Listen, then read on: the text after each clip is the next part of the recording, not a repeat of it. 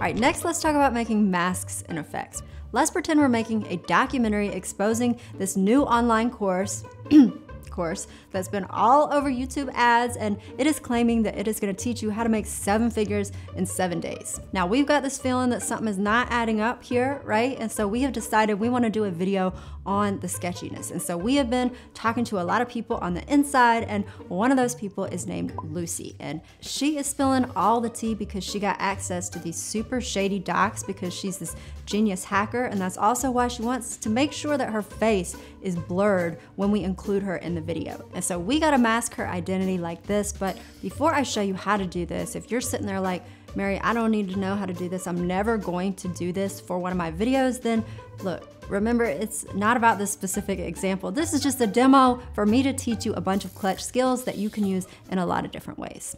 All right, so if we want to blur Lucy's face in this clip we've got of her here, first we want to add a blur effect to it. And the best overall blur effect is called Gaussian blur. Why is it called that? Because it is based on a Gaussian function named after the mathematician and scientist Carl Gauss. Shout out to Carl. All right, so let's add this Gaussian blur effect to our clip here, and then we'll go up to effect controls, and I'll just increase the blurriness here.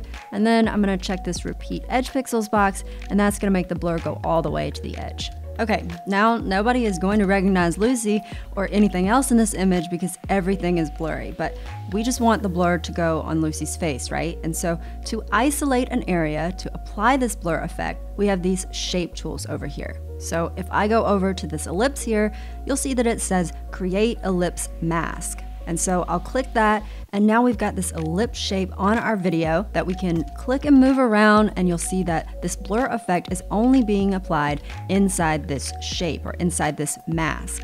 Now I'm just gonna adjust the size and the shape of this mask to fit Lucy's face. Now, I could also go over here and I could click inverted, and no, that ain't right. We're gonna undo that real fast. All right, I could also click this ellipse again to make 2 masks, and I can select each one over here in the effect controls panel, and then I can go over to the program monitor to edit it on my video. Okay, now that I've got 2 masks, I don't want to mix these things up, so I'm going to go over here and I'm going to right click this first mask on Lucy's face, and I'll name this face, and I can rename the second one on our books to books, and that way I won't get confused. I can also go up here and rename an actual effect. So let's call this blur face. So I know exactly what this Gaussian blur effect is doing on our image here, because maybe I want to add another Gaussian blur effect to this video and give it different settings this time, because maybe I want for some reason to slightly blur everything on this video. Then I could do that, and I could rename this second effect, blur everything, and so on. So there are lots of ways to keep things organized in the effect controls panel. Anyway, let's get back to blurring Lucy's face. We don't want this second blur effect, so let's delete that.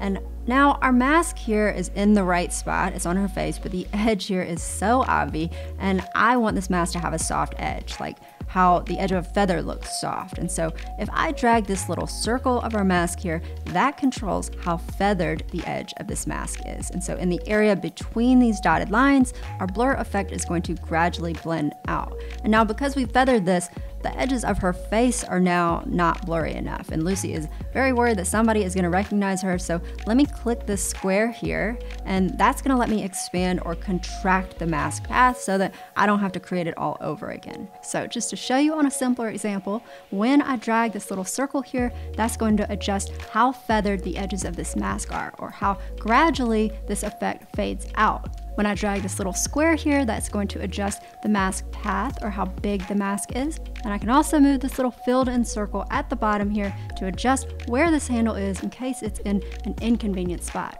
But anyway, back to Lucy here. Now her face is blurred, her identity is masked, and she can spill all the tea on 7 figures in 7 days. And we have helped save the internet from this scam because we knew how to do masking in Premiere. You've been watching an excerpt from the Big Video course, which is where I teach clueless beginners how to make videos like experts. You can learn more, and you can watch a free preview of the course by visiting marybetsy.com/BVC or by clicking the link below.